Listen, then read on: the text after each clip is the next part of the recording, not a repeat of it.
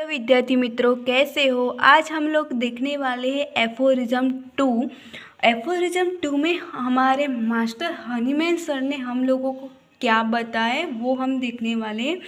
तो aphorism 2 first हम read करेंगे। The highest ideal of cure is a rapid gentle permanent restoration of the health or removal and inhalation of the disease in the whole extent in the shortest, most harmless and easily comprehensible principle।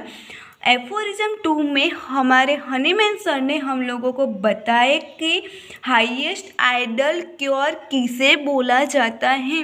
तो हम लोग start करते हैं उसको समझने में। The cure must be a rapid. First बताए Hahnemann sir ने कि cure must be a rapid. तो क्योर जो है वो रैपिड होना चाहिए because the dangerous disease more affected the other body organism. जो डिजीज है वो अफेक्ट करता है दूसरे ऑर्गन पे भी। The long time taken to cure patient may be patient to suffer the severe damage.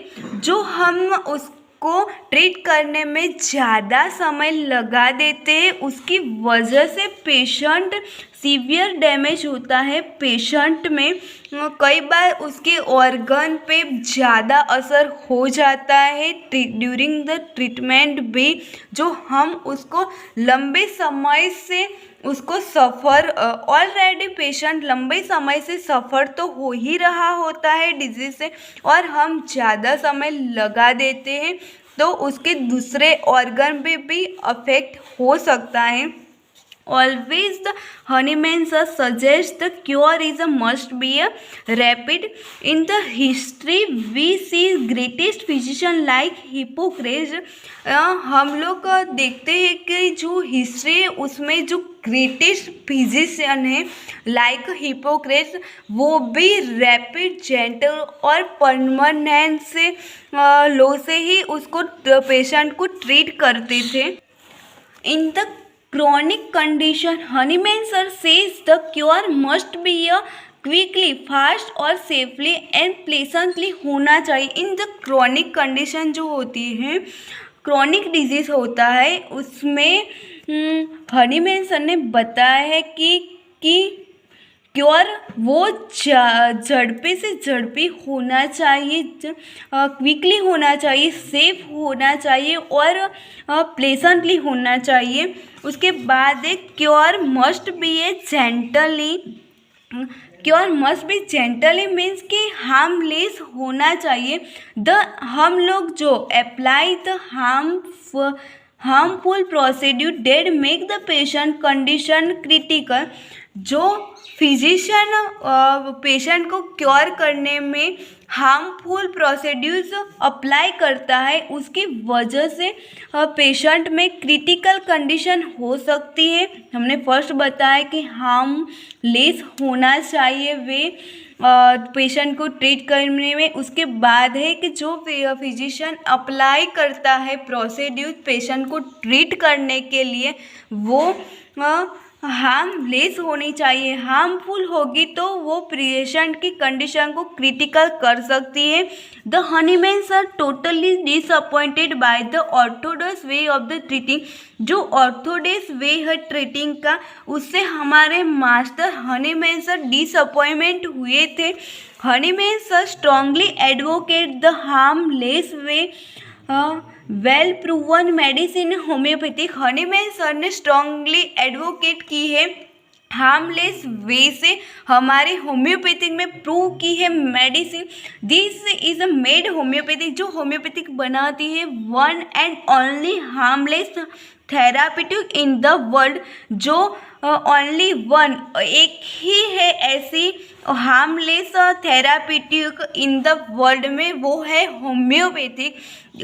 This the treatment is always done by gentle manner से Hahnemann sir ने बताया है कि वो ओनली वे है जिस हनीमैन सर ने बताया है कि जो ओनली वे है जो पेशेंट को ट्रीट करते हैं जेंटल मैनर से हार्मलेस वे से।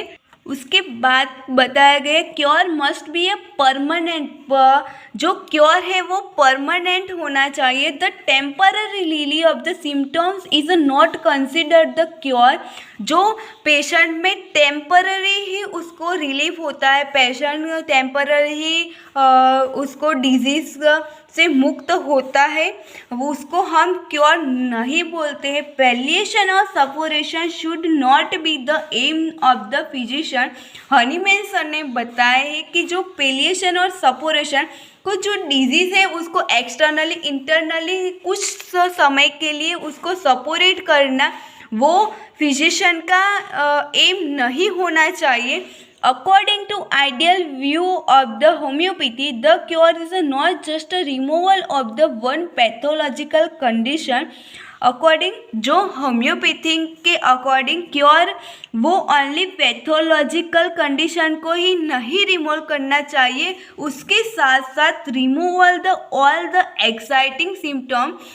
होम्योपैथी में बताया गया है, आइडियल वे से बताया है कि हम लोगों को फिजिशियन को ओनली पैथोलॉजिकल, उसके जो पैथोलॉजिकल सिम्टम्स चेंज हुए हैं उसको ही हम लोगों को ट्रीट नहीं करना है, उसके साथ साथ उसको जो एक्साइटिंग कॉज है जिसकी वजह से उसको डिजीज़ होता है उसको भी हम लोगों को क्योर करना है।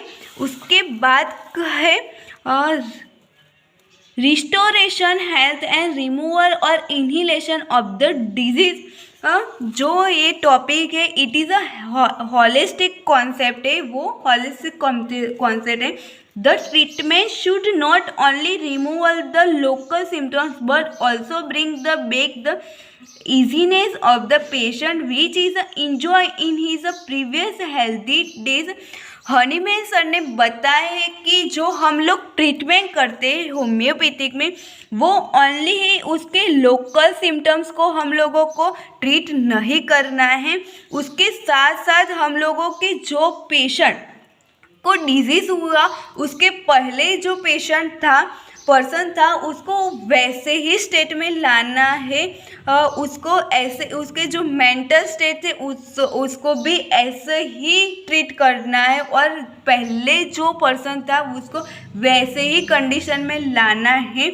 इसलिए हनीमैन सर ने बताया है होम्योपैथिक में कि लोकल सिम्टम्स को हमारा एम और ऐसा नहीं होना चाहिए ओनली कि उसके जो लोकल सिम्टम्स हम लोगों को दिखाई दे रहे और जो पेशेंट बोल रहा है उसको ही ट्रीट करना, उसके अलावा जो पेशेंट पहले था उसको वैसा ही करना है। After treatment both the internal man as well as the external man just be fine और फिट। जो ट्रीटमेंट के बाद हमारी ट्रीटमेंट है उसके बाद पेशेंट जो है वो फिट और फाइन होना चाहिए इंटरनली और एक्सटर्नली ऑल्सो। उसके बाद एक cure must be reliable most harmless और easily comprehensible law and principle. It is clear that the highest ideal of the cure must be rapid gentle और परमानेंट होना चाहिए। जो हम लोगों ने मैंने बताया आप लोगों को सॉरी दोस्तों उसमें बताया हम लोगों ने देखा कि क्योर कैसा होना चाहिए, रैपिड जेंटल और परमानेंट होना चाहिए। उसके बाद the physician is apply the procedure to the treat the patient is a very reliable and harmless.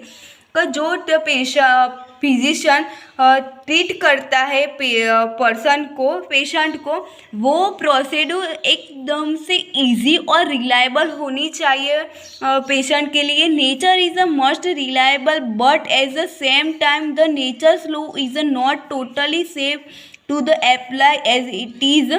Homeopathic medicines are experiment proved and reproved on the healthy human being of the both sexes of all age or all different constitution। in the homeopathic में medicine is prove होती है human being पर, वो human being कैसा होना चाहिए, must be healthy ही होना चाहिए। और prove the medicine both sexy, different age groups के, चिल्ड्रंस, ओल्ड एज, एडल्ट में होती है, फीमेल और मेल में होती है। द वर्ल्ड कॉम्प्रीहेंस मीन्स उसका मीनिंग होता है अंडरस्टैंड करना। थैंक यू दोस्तों।